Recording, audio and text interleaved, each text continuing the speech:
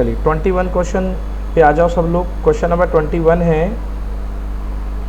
कि a teacher asked is 10 student to write a polynomial on one variable on a paper and then hand over the paper. एक teacher ने बच्चों को कहा कि भैया ये 10 पॉलिनोमियल लिखो और पेपर को हैंड ओवर करो। The following were the answers given by the student. तो स्टूडेंट ने ये आंसर दिए, आपको बताना है how many above 10 are not a polynomial. इसमें से कौन कौन सा पॉलिनोमियल नहीं है। तो बेटा कैसे पहचानते हैं कि कोई दिया गया एक्सप्रेशन पॉलिनोमियल है या नहीं है। तो पॉलिनोमियल की शर्त है कि x की जो पावर होनी चाहिए वो होल नंबर होनी चाहिए। जो x की डिग्री होती है वो होल नंबर अगर होगी तो वो पॉलिनोमियल होगा, अदरवाइज वो पॉलिनोमियल नहीं होगा। तो देखिए हर एक्सप्रेशन में किसकी किसकी डिग्री होल नंबर नहीं है, ये हमको तलाश करना है हर एक एक्सप्रेशन में कि किसकी किसकी डिग्री होल नंबर नहीं है। देखो पहला आपके पास जो पहला एक्सप्रेशन है ये कितना है 2x + 3। बताओ आंचल यहाँ पर x की डिग्री कितनी है। 2x + 3 में x की डिग्री कितनी है बेटा 1 है कि नहीं बताओ। यस सर 1 है। हेलो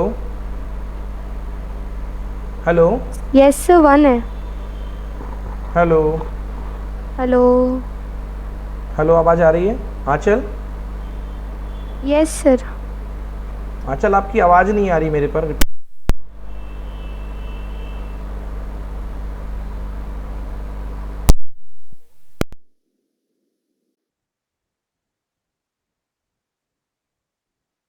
परी हर्षिता आपको मेरी आवाज़ पहुंच रही है।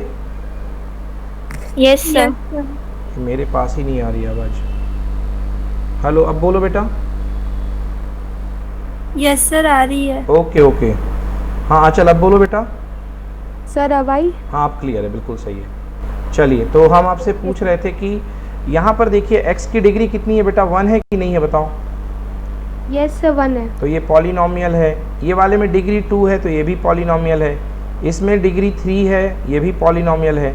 अब देखिए ये वाला जो पावर टर्म है इसमें x की पावर रूट में चढ़ी हुई है, मतलब x का रूट आ जाएगा, मतलब x की पावर 1/2। क्या पावर 1/2 होने पर कोई पॉलिनोमियल होता है कि नहीं होता। नहीं होता। No sir. No sir. No, तो ये पॉलिनोमियल नहीं होगा, तो इसमें ये पॉलिनोमियल नहीं है। देन बताओ ये पॉलिनोमियल है कि नहीं है। No sir. क्यों नहीं है Harshita. No sir. Yes sir. अरे है सर। है ना बेटा, x की डिग्री 1 है ना, कोई प्रॉब्लम नहीं है इसमें। x की डिग्री 1 है, पॉलिनोमियल है। रूट लगा है तो कांस्टेंट के ऊपर है, x के ऊपर थोड़ा ना लगा है। हाँ यस सर। नेक्स्ट वाला पॉलिनोमियल है कि नहीं है। यस सर है। यस सर है। ओके अब ये देखिए 5/x को ब्रेक करोगे तो ये आएगा 5x की पावर -1। तो ये पॉलिनोमियल होगा कि नहीं होगा। नहीं होगा। No sir. No sir. Okay तो ये पॉलिनोमियल नहीं है। Then 5x - 1/2 no problem, polynomial है। ये वाला भी पॉलिनोमियल है। अब लास्ट बताओ क्या ये पॉलिनोमियल है। No sir. नो, तो ये पॉलिनोमियल नहीं है क्योंकि x + 1/x को आप क्या लिखोगे x + x की पावर -1। तो पावर नेगेटिव आ गई, नेगेटिव नंबर होल नंबर नहीं होता है, इसलिए ये पॉलिनोमियल नहीं है। तो पहला क्वेश्चन आ गया। अबव 10 में से कितने पॉलिनोमियल है काउंट कर लो। 1 2 3 4 5, ठीक है। फिर इसके बाद 6 एंड 7। तो आंसर 7 पॉलिनोमियल है। चेक करो बच्चों आंसर में 7 बोला है क्या। क्वेश्चन नंबर 21 का आंसर मैं देख रहा हूँ। क्वेश्चन नंबर 21 का आंसर 13 17 21 यस। तो देखिए बिल्कुल सही। There are 3 expression out of 10 which are not polynomial. तो 10 में से 3 नहीं है, तो हुए कितने 7 हुए पॉलिनोमियल। तो उसने बता दिया है कि 3 नहीं है और हमने बता दिया 7 हैं। तो वो कौन से थे जो पॉलिनोमियल नहीं है। ये वाला और ये वाला। बोलो clear. Yes sir. Yes sir. Okay तो ये जो हैं ये पॉलिनोमियल गिवन नहीं थे, उनको लिख देना था। ओके क्वेश्चन में बोला गया है how many the 10 above are not polynomials, तो ये जो क्रॉस लगाए मैंने वो पॉलिनोमियल नहीं है। Next question, how many above the 10 quadratic polynomial, चलो बताओ परी इसमें से कितने क्वाड्रेटिक पॉलिनोमियल हैं। देखो किनकी किनकी डिग्री 2 है। आंचल, क्या ये पहला वाला क्वाड्रेटिक है कि नहीं है? सर एक नो ही सर।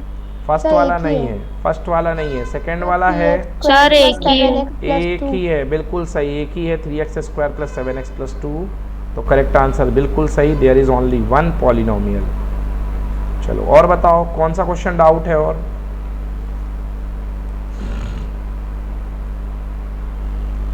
बताओ कौन सा क्वेश्चन डाउट है। सर बन गए थे फिर। बहुत अच्छे। चलिए तो फिर आगे के क्वेश्चन शुरू करते हैं। आज क्वेश्चन नंबर 35 के आगे के क्वेश्चन 36 क्वेश्चन, बहुत अच्छा क्वेश्चन है ये। किस में आ सकता है? ये स्टैंडर्ड वालों को, बेसिक वालों को ऐसा क्वेश्चन नहीं आने के चांसेस हैं, थोड़ा सा इजी आएगा क्वेश्चन स्टैंडर्ड वालों। कह रहा it can take 12 hours to fill a swimming pool using 2 pipes, मतलब एक स्विमिंग पूल है उसमें 2 पाइप लगे हुए हैं और वो स्विमिंग पूल पूरा भरने में 12 घंटे लेता है, 12 hours. If the pipe of the larger diameter is used for 4 hours and the pipe of the smaller diameter is used for 9 hours, how only half of the pool can be filled, how long it would take for each pipe to fill the pool separately. तो बताइए पूरा fill करने में कितना अलग अलग अगर इनको चलाया जाए तो कितना टाइम लेगा। एक बार क्वेश्चन समझा देता हूं बच्चों में। देखिए 2 पाइप आपके पास स्विमिंग पूल में लगे हैं, मान लो ये कोई स्विमिंग पूल है अपना और इस स्विमिंग पूल में 2 पाइप लगे हुए हैं, एक मोटा पाइप है और एक पतला पाइप है। 2 पाइप लगे हुए हैं, मोटे पाइप का नाम मान लो A और पतले पाइप का नाम मान लो B। कह रहा है कि अगर दोनों पाइप चलें, ये 12 आवर लेते हैं to fill swimming pool using 2 pipe. अगर दोनों पाइप आपने चला के छोड़ दिए तो 12 घंटे में ये स्विमिंग पूल को फिल कर देंगे, पूरा फुल कर देंगे 12 आवर्स में दोनों पाइप, ठीक है ना। अगर अकेले बड़े पाइप को चला दो, अगर अकेले बड़े पाइप को चला दो, ठीक ना, if the pipe of larger diameter is use for 4 hour, कितने घंटे के लिए? 4 घंटे के लिए, and the smaller diameter is for 9 hours, and the smaller pipe of smaller diameter for 9 hours, only half the pool can be filled। अगर इस वाले पाइप को 4 घंटे के लिए चला दो और इस वाले पाइप को 9 घंटे के लिए चला दो तो केवल आधा ही पूल भर पाता है। बताइए दोनों अलग अलग पाइप पूल को भरने के लिए कितना टाइम लेंगे। चलो तो सॉल्व करें इसको। क्वेश्चन क्लियर हुआ बच्चों की नहीं हुआ, पहले ये बताओ बच्चों, क्वेश्चन क्लियर हुआ? हेलो? No sir. नहीं हुआ तो फिर से मैं क्वेश्चन क्लियर करता हूं। देखिए देखो बेटा, एक आपके पास स्विमिंग पूल है, एक स्विमिंग पूल है और इसमें 2 पाइप लगे हैं, एक बड़ा वाला पाइप लगा हुआ है और एक छोटा वाला पाइप लगा हुआ है। अब इनका कहना है कि अगर दोनों पाइप चला दिए जाएं, दोनों पाइप यदि चला दिए जाएं तो दोनों पाइप जो होते हैं 12 घंटे में पूल को फुल कर देते हैं, 12 आवर्स में पूल को फुल कर देंगे। बोलो यस। Yes yes sir. ठीक है। और अगर दोनों पाइप चला दिए जाएं तो देखो क्वेश्चन का part, it can take 12 hours to fill the swimming pool using 2 pipes. If the pipe of larger diameter is used for 4 hours and the pipe of smaller diameter is for 9 hours, only half pool can be filled. अब सुनो, इसका कहने का मतलब है कि अगर बड़े वाले पाइप को 4 घंटे इस्तेमाल किया जाए और छोटे वाले पाइप को 9 घंटे इस्तेमाल किया जाए तो जो स्विमिंग पूल भरता है वो आधा भरता है। समझ में आया? Yes sir. तो आपको बताना है कि अकेले बड़ा वाला पाइप स्विमिंग पूल को भरने में कितना टाइम लेगा और अकेले छोटा वाला पाइप स्विमिंग पूल को भरने में कितना टाइम लेगा। क्लियर हुआ कि नहीं हुआ? Yes sir. हाँ, ये क्वेश्चन डिफिकल्ट क्यों है? क्योंकि ये क्वेश्चन है टाइम एंड वर्क का। 8th क्लास में जो आप पढ़ के आए हो वर्क एंड टाइम, उसका क्वेश्चन है ये। क्लियर हुआ? Yes sir. चलो कैसे करते हैं। मान लो बच्चों कि बड़ा वाला जो पाइप है वो x आवर में फुल करता है और छोटा वाला पाइप जो है वो y आवर में फुल करता है टैंक को। लिखो पहली line, let the pipe of the larger diameter can fill the tank in x hours and pipe of the smaller diameter can fill the tank in y hours separately. मान लिया कि बड़ा वाला टैंक x घंटे में और छोटा वाला y घंटे में फुल कर देता है।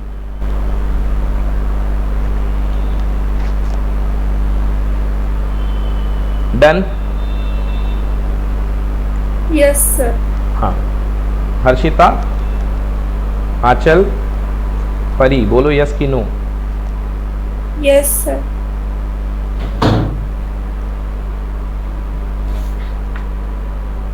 हाँ भाई, आंचल नहीं सुन रही क्या? क्लास में नहीं है क्या?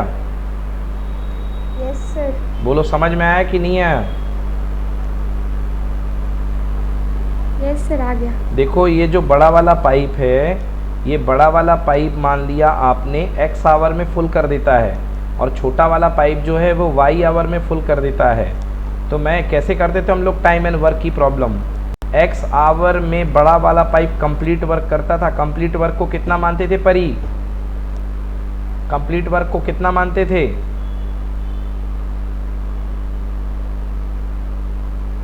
कौन बताएगा कंप्लीट वर्क को कितना मानते थे? ऐसे चुप क्यों हूँ? बोलो नहीं पता है तो। 1 हाँ 1 1। तो कंप्लीट वर्क को आप जो है 1 मानते थे। तो कंप्लीट वर्क को 1 मतलब x आवर में 1 वर्क, तो 1 आवर में कितना होगा? 1/x वर्क होगा कि नहीं होगा? Yes yes sir. तो अगर 1 घंटे नल चलेगा तो इसने कितना काम किया? 1/x work. तो अगर 12 घंटे चलेगा तो कितना काम करेगा? 12/x वर्क होगा कि नहीं होगा? Yes sir. समझ में आया आंचल? Yes sir. चलो सिमिलरली देखो बेटा, सिमिलरली दूसरा वाला नल जो है मान लेते हैं वो y आवर में पूरा काम कर देता है।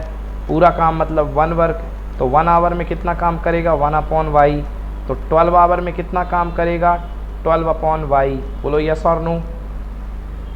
Yes sir. अब 12 घंटे में दोनों लोग मिल करके काम पूरा कर देते हैं, मतलब 12/x मतलब 12 घंटे का पहले नल का काम और 12 घंटे के दूसरे नल का काम इक्वल टू पूरा काम मतलब कि 1।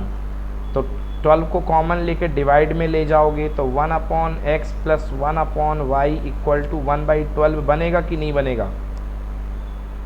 Yes sir. चलो नोट करो इतना, yes sir. 1/x plus 1/y equal to 1/12।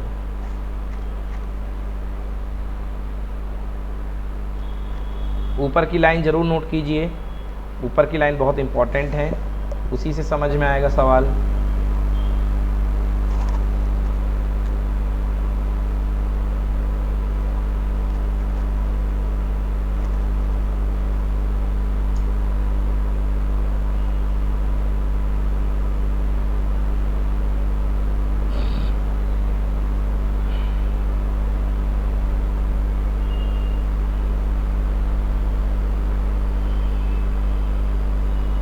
Yes sir, कर लिया। ओके, तो देखिए कहाँ तक आ गए हम? 1/x plus 1/y equal to 12। अब देखो बेटा, अगर पहला नल 4 घंटे चले और दूसरा नल 9 घंटे चले, तो फर्स्ट वाला नल अगर 1 घंटे चलता था, 1 घंटे का काम कितना होता था उसका फर्स्ट वाले नल का? 1/x। तो 4 घंटे का काम 4/x होगा कि नहीं होगा? Yes sir. Yes sir. क्योंकि 1 आवर का काम 1/x था, तो 4 आवर का काम 1/x होगा, 4/x होगा। और दूसरा वाला 9/y होगा वर्क उसका, क्योंकि 9 घंटे चल रहा है। तो 4/x plus 9/y equals to half काम, आधा टंकी भर दिया, मतलब कितना वर्क? 1/2। बोलो डन की नॉट डन?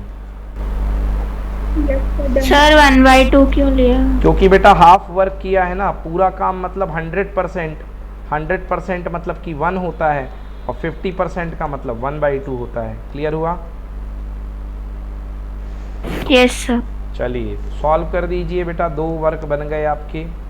आपका पहला क्या इक्वेशन बन गया, 1/x plus 1/y equal to 9/12।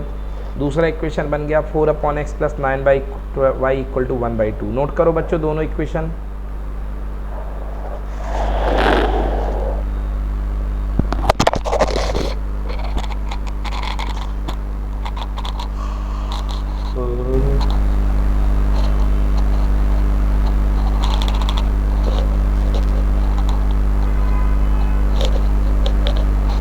कर लिए नोट? Yes sir. ओके, अब देखो कैसे सॉल्व करेंगे। पहला इक्वेशन क्या बचा था बच्चे अपने पास, 1/x plus 1/y equal to 1/12 and दूसरा equation 4/x plus 9/y equal to 1/12। मैं एक बार लिख रहा हूँ, ये पहला इक्वेशन है और दूसरा इक्वेशन अपने पास है 4/x plus 9/y equal to 1/2।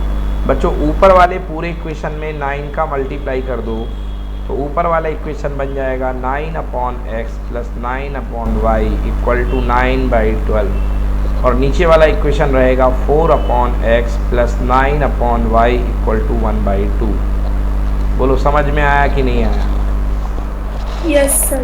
हाँ, अब ऊपर वाले में से नीचे वाले को माइनस कर दो, तो जैसे ही आप माइनस करोगे तो देखो क्या होगा, माइनस माइनस माइनस 9/y से 9/y कैंसिल हो जाएगा, क्या बचेगा 9/x माइनस 4/x, तो 9/x माइनस 4/x। बच्चों एलसीएम ले लो, x आ गया और यहाँ क्या आएगा 9 minus 4 that is equal to 5, तो ये आ गया 5/x equal to 9/12 minus 9/12 minus 1/2। Solve कर लो, 9/12 माइनस 1/2 एलसीएम कितना आएगा 12 आएगा, इधर 9 आएगा और यहाँ पे 12 में 2 का डिवाइड किया 6, मतलब कितना आ गया 3/12 मतलब 1/4। बोलो क्लियर कि not clear? Yes sir clear. Okay 1/4। क्यों बाकी लोग क्यों नहीं बोल रहे हो clear? Yes sir. Yes sir clear. हाँ सभी के जवाब आने चाहिए हैं। चलो अब इसको एलसीएम वो ले लो, क्रॉस मल्टीप्लाई, तो 5 4 जा 20 तो x की वैल्यू 20 आ गई। क्लियर है? Yes sir. ओके, अब x की वैल्यू 20 रख के y की वैल्यू निकाल लो, आंसर हो गया 30 आवर्स।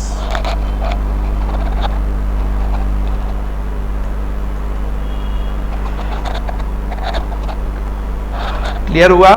x की वैल्यू रख दो किसी भी इक्वेशन में, y की वैल्यू निकाल लो, आंसर हो गया 30 आवर। कर लोगे? यस। मतलब मोटा वाला पाइप लेगा 20 घंटे और जो बड़ा वाला पतला वाला पाइप है वो कितना लेगा 30 घंटे यानी 30 आवर्स। बोलो डन? Yes sir. परी को नहीं आया समझ में, फिर से बताना पड़ेगा। यस सर आ गया। आंचल को भी नहीं आया समझ में,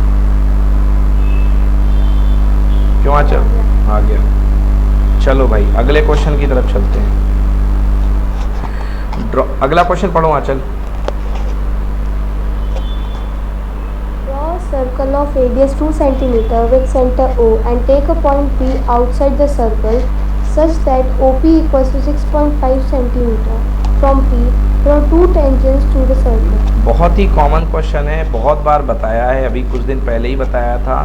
आपके पास एक सर्कल ले लो 2 सेंटीमीटर का और उसके सेंटीमीटर से सेंटर से 6.5 की दूरी पर एक पॉइंट ले लो P।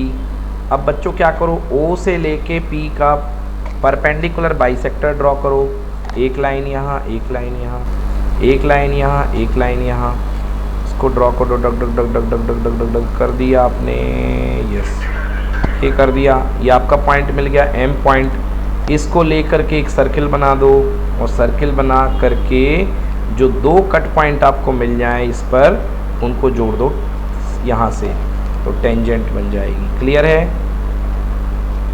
यस सर क्लियर है। हाँ चलो पढ़ दो स्टेप परी, स्टेप ऑफ कंस्ट्रक्शन पढ़िए। Draw A circle with center O and taking radius 2 cm. Mark a point P outside the circle such that such that OP equal to 6.5 centimetre. Next पढ़ो।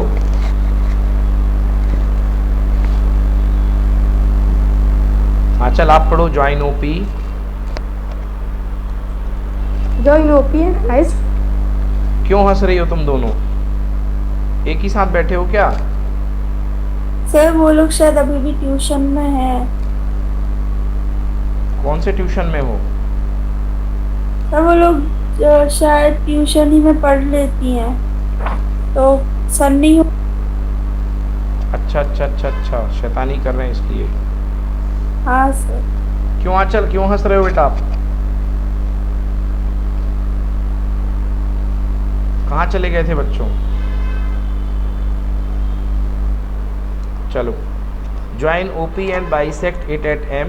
OP को bisect कर दो M पे, और M को circle ले करके, M को सेंटर ले करके एक सर्किल ड्रॉ करो जो कि T और T डैश पे काटेगा, है ना। सर्किल ड्रॉ करो जो कि आपकी गिवन सर्किल को T और T डैश पे काटेगा। इसको ज्वाइन कर दो। बोलो क्लियर। सभी बच्चे बोलेंगे, जवाब देंगे, क्लियर बन जाएगा। सर तो ये ड्रॉ भी करना पड़ेगा। हाँ बेटा, और क्या, कंस्ट्रक्ट करने Yes, को आया है। sir. कंस्ट्रक्ट करने को आया है। ड्रॉ सर्किल, देख लो लिखा हुआ है ना, draw a circle of radius इतना। Yes, sir. उसके बाद टेंजेंट ड्रॉ करना है। चलिए अगला क्वेश्चन है, construct a triangle with side 5, 6, 7 centimetre and construct another triangle whose sides are 3/4 times the corresponding sides of the first triangle. तो आपको एक ट्रायंगल बनाना है जिसकी साइड 5, 6, 7 है, तो ये सिलेबस से हट चुका है। और दूसरा ट्रायंगल उसके ऊपर बनाना है जो 3/4 का है, मतलब 4 आउट ऑफ 3, मतलब छोटा ट्रायंगल। तो 5, 6, 7 की दो साइड ले ली अपन ने, ठीक ना, और ट्रायंगल बना लिया, ठीक। और इसके बाद इसको ले जा करके इसको इससे मिला दिया, टोटल कर दिया। 3/4 चाहिए था तो इसको कर देंगे। चलिए ठीक है, ये सिलेबस से हट गया है तो इसके बात नहीं करेंगे हम लोग।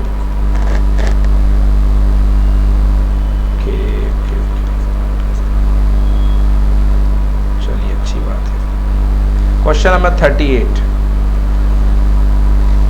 क्वेश्चन नंबर 38 पढ़ो। Aanchal question number 38। From a point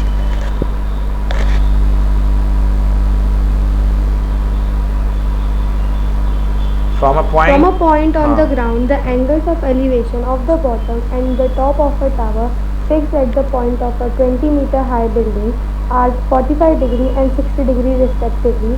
Find the height of the tower. चलिए टावर की हाइट आपको फाइंड करनी है। चलो सॉल्व करो इस क्वेश्चन को।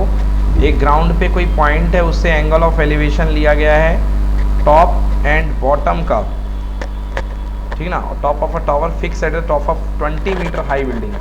तो 20 मीटर की बिल्डिंग के ऊपर एक टावर लगा हुआ है। एंगल ऑफ एलिवेशन आया है 45 और 60। बताइए बच्चों की हाइट ऑफ द टावर क्या है। चलो सॉल्व करो। हाइट ऑफ द टावर बताओ मुझे। बहुत इजी क्वेश्चन है, कई बार करा है, बन जाएगा जरूर।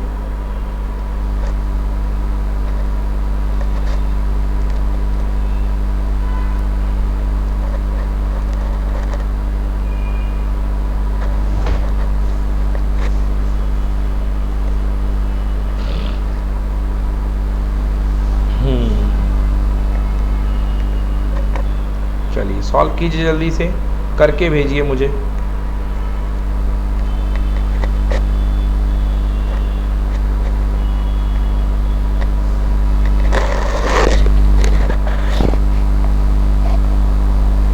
बनेगा हर्षिता?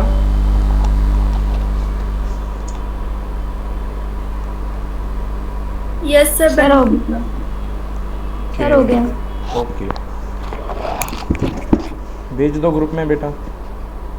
Yes sir.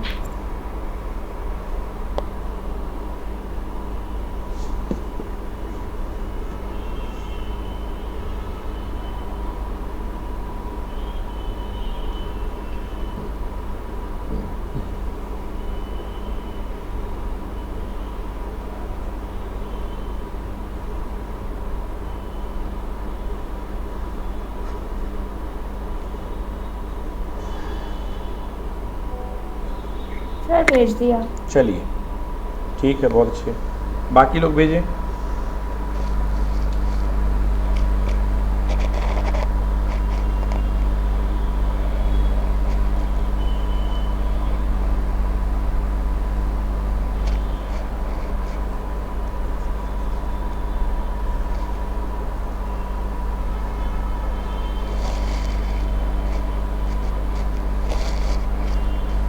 क्लियर?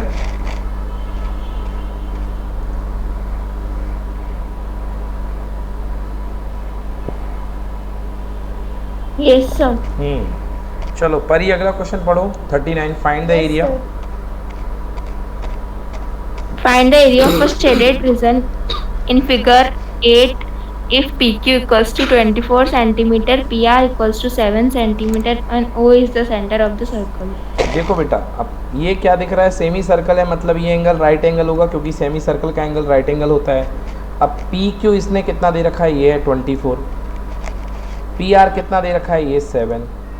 कैसे करोगे, अगर ये पी क्यू है, ये पी आर है, तो सबसे पहले पाइथागोरस थ्योरम लगा करके आप जो है क्या निकाल लोगे, आप पाइथागोरस थ्योरम लगा करके, पाइथागोरस थ्योरम लगा करके आप सबसे पहले निकाल लोगे इसका हाइपोटेनस। उस हाइपोटेनस से क्या आ जाएगी बेटा, रेडियस आ जाएगी। तो ये 24 है, ये 7 है, तो ये कितना आएगी अपने पास, इसको एक्स स्क्वायर मान लो, तो x square equal to 24। Semi circle का एरिया माइनस ये ट्रायंगल का एरिया।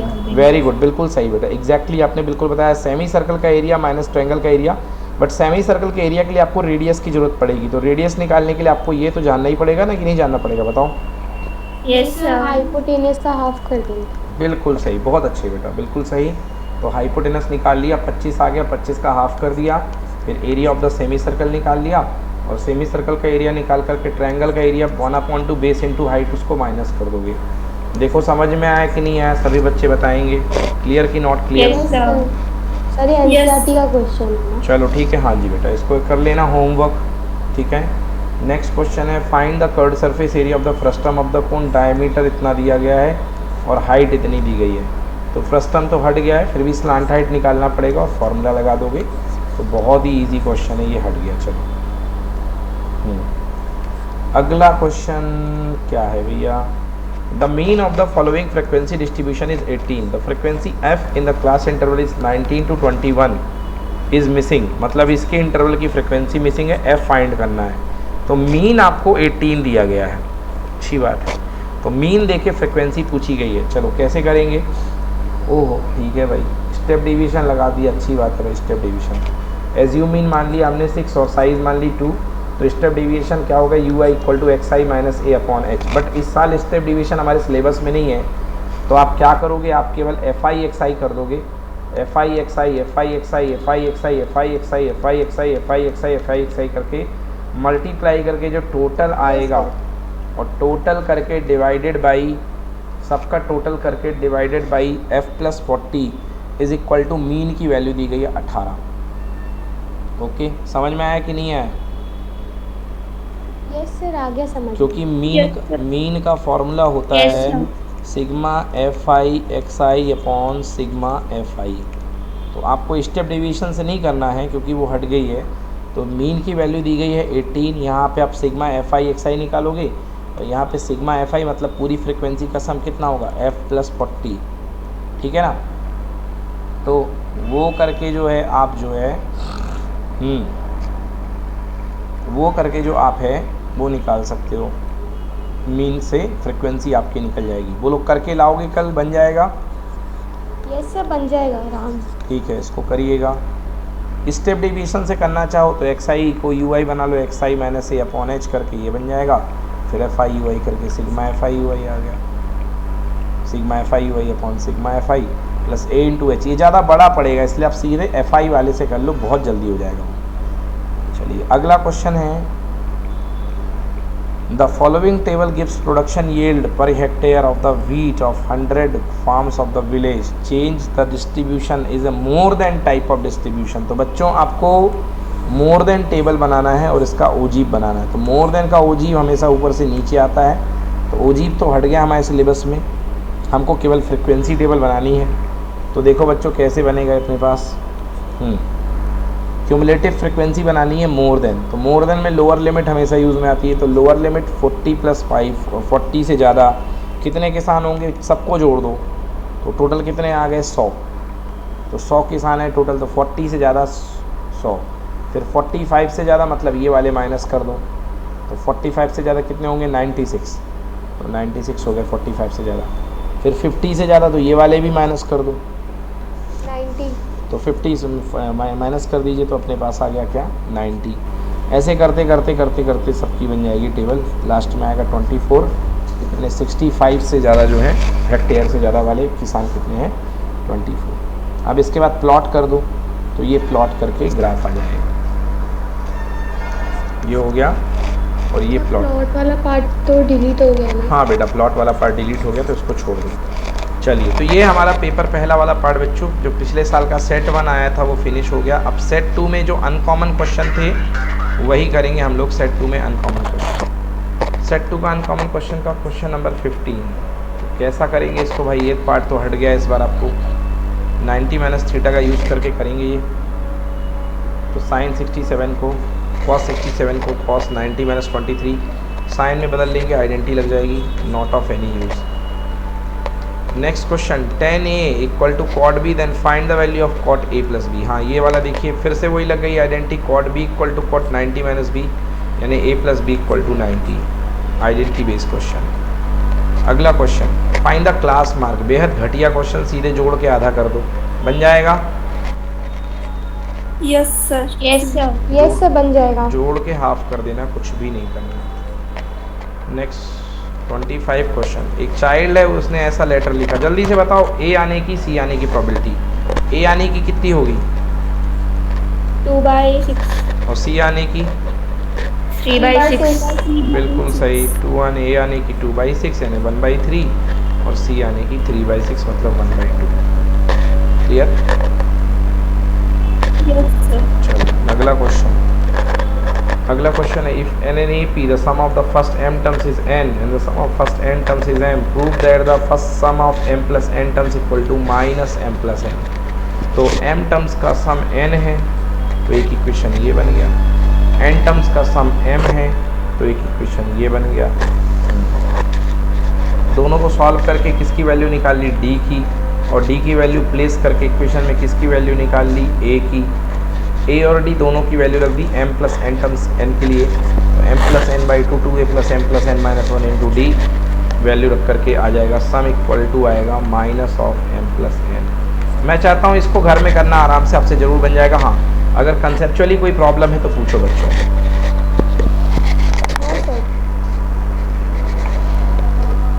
कर लोगे? Yes sir. अगला क्वेश्चन, इसके और वाला, find the sum of all 11 term if which middle term is 30। किसके कह रहा, सारे 11 टर्म्स का सम फाइंड करो। Find the sum of all 11 terms of an AP whose middle term is 30। कह रहा है कि ऐसे 11 टर्म्स का सम फाइंड करो जिसका मिडिल टर्म 30 हो। चलो भाई, मतलब 30 को बीच में रख करके मिडिल टर्म 30 बनेगा, तो 30 के पहले आएगा 29 और 30 के बाद आएगा क्या? 30 के बाद आएगा 30 मिडिल टर्म हो तो यहाँ पे आएगा 31। ऐसे ही कुछ अरेंजमेंट होगी। Whose middle term is 30। तो टोटल नंबर ऑफ टर्म हमारे पास दिए गए हैं 11। Find the sum of AP. अच्छा, जिसका मिडिल टर्म 30 दिया हो।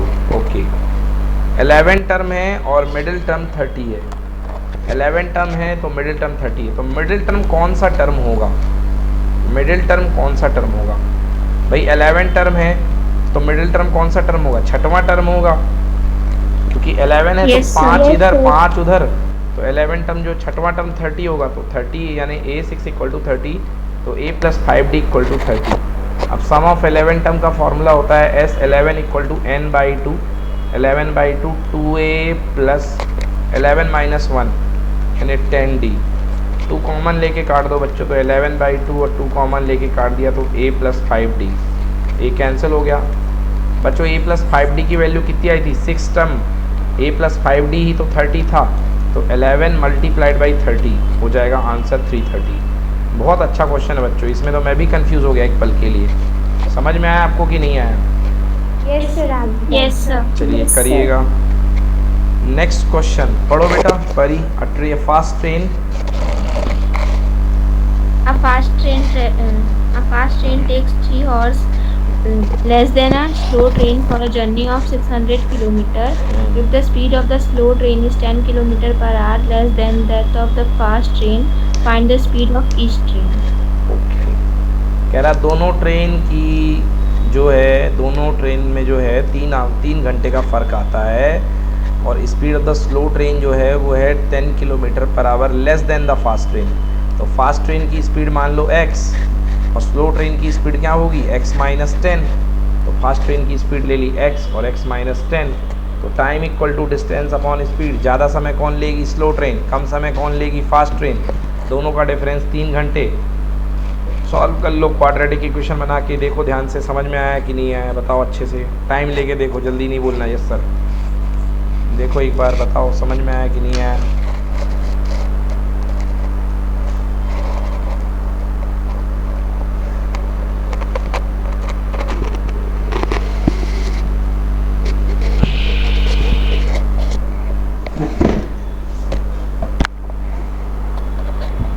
क्लियर?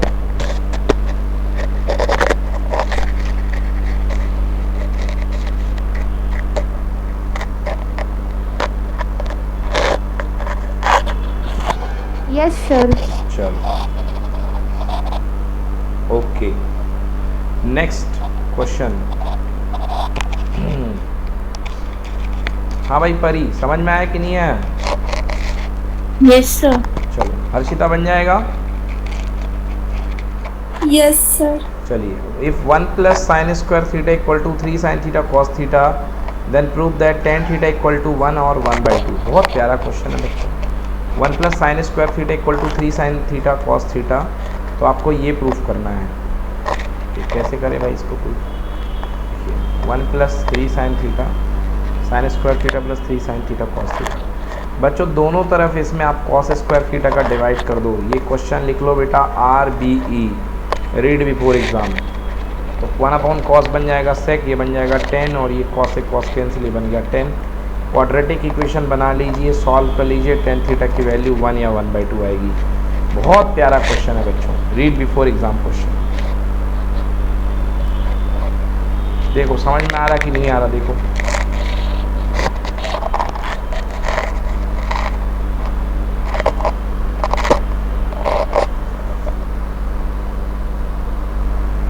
कोई दिक्कत है क्या?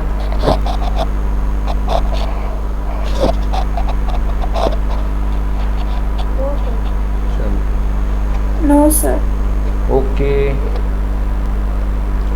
Next question. Draw two tangents of the circle 4 centimetre which are inclined at an angle 60 degree. तो दो टेंजेंट 60 डिग्री पर एक दूसरे से इंक्लाइंड है। तो मैंने बताया था कि अगर टेंजेंट का एंगल 60 डिग्री है तो बाहर वाला एंगल कितने डिग्री होगा, 180 माइनस 60 मतलब 120। तो 60 डिग्री पर इंक्लाइंड दो टेंजेंट ले लो।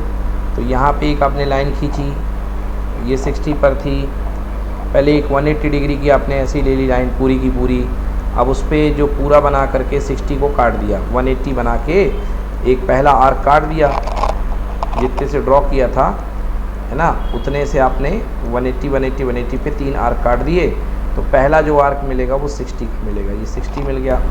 अब 60 में मिला करके एक इस पॉइंट पर, ठीक है ना, एक इस पॉइंट पर, क्योंकि दोनों के बीच में यहाँ वाला एंगल कितने डिग्री है, 60 डिग्री है। तो यहाँ वालों के बीच का एंगल कितने डिग्री होगा, 120 डिग्री। तो 120 डिग्री पर दो टेंजेंट हैं, दो टेंजेंट बना लीजिए। तो इसको ले जा करके आगे ये टेंजेंट बनाई आपने पहली, फिर ये टेंजेंट बनाई और दोनों को ज्वाइन कर दिया। चलो इसको बनाओगे बच्चों तब समझ में आएगा, इसको बनाना पड़ेगा। ये कंसेप्ट मैंने करवाया है आपको, एक बार बनाइएगा इसको पढ़ के। नहीं बनता है तो मैं दोबारा आपको बताऊँगा। चलो पढ़ो हर्षिता, पहला point, steps of construction. Draw a circle with center O and radius 4 centimeter. Second, draw an diameter AOB. Third, draw a radius OC such that angle BOC is equal to 60 degree. Fourth, at C. Yes, sir. हाँ ठीक, पढ़ो। At C draw. At C, draw CM perpendicular to CO, and at A we draw AN perpendicular to OA. Fifth point, let the two perpendicular intersect each other at point P. Then PA and PC are required tangent. बिल्कुल सही बात है। तो ये बन गई आपके पास, क्या बन गई, टेंजेंट बन गई। ठीक ना। अब इसका जस्टिफिकेशन करना है इसका जस्टिफिकेशन करना है कि ये वाला एंगल जो है 60 डिग्री है। तो कैसे करोगे जस्टिफाई? ये एंगल 60 है, देखिए ये कितना होता है, ये होता है 90, ये होता है 90, तो दो तो आपके 90 हो जाएंगे, ठीक ना। और 360 में से आप जो है 120 डिग्री को माइनस कर दोगे, ये 60 है, तो ये वाला कितना बचा 120, तो 120 को माइनस कर दोगे तो कितना बचेगा 60 डिग्री। तो जस्टिफाई हो गया कि दोनों ट्रायंगल जो हैं 60 डिग्री हैं।